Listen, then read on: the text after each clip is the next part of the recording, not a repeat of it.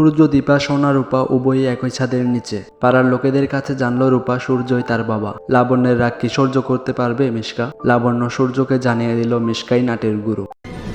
নিত্য নতুন সব সমাহার, যা দেখাবে শুধু আপনাদের গ্রিন স্টার। প্রিয় দর্শক, অনুরাগের ছোঁয়া আগামী পর্বের কথা বললে এখানে দেখানো হচ্ছে যে মিশকা দীপার বাড়ি থেকে পালিয়ে যেতে চাইলে সেখানে লাবণ্য তাকে আটকায়। আর তখন মিশকা নিজে বাঁচার জন্য লাবণ্যকে আবারও বলে সে সোনাকে নিয়ে এসেছিল, কারণ সোনা তার বাবাকে অনেক মিস করছিল আর এটা মিশকা সহ্য করতে পারছিল না। এদিকে লাবণ্য মিশকার মুখে এমন কথা শুনে তাকে বলে যে মিশকা, আমাকে শেখাতে এসো না, তোমার সোনার জন্য কত দরদ সেটা আমি খুব ভালো মতো জানি। আর সেদিনের মারের কথা হয়তো তুমি ভুলে গেছো, আর ভবিষ্যতে এমনটা করতে গেলে আমি কি করতে পারি তুমি ভাবতেও পারবে না মিশকা, তাই সাবধান। এদিকে দেখানো হয় দীপার ঘরে সোনা ও রূপা আসে জয়কে খুঁজতে, আর তখন তারা দেখে ফেলে সূর্য দীপাকে একসঙ্গে। আর সোনা রূপা তাদের প্রশ্ন করলে লাবণ্য জানায় যে আমি তাদেরকে এখানে ডেকেছি দাদুভাই, আর এভাবে লাবণ্য পরিস্থিতিটা সামলে নেয়। তারপর দেখানো হয় সোনা রূপা জেদ করে যে তারা আজকে এখানে থাকবে, কারণ তারা উভয়ই বাবা মার কাছ থেকে আলাদা ছিল বহুদিন, আর এটা সূর্য দীপা মেনে নেয়, আর এভাবে তারা আজকে একসাথে থাকবে। অন্যদিকে দেখানো হয় লাবণ্য সূর্যকে অনেক বোঝানোর চেষ্টা করে যে মিশকাই তাদের মাঝে দেয়াল হয়ে দাঁড়িয়েছে।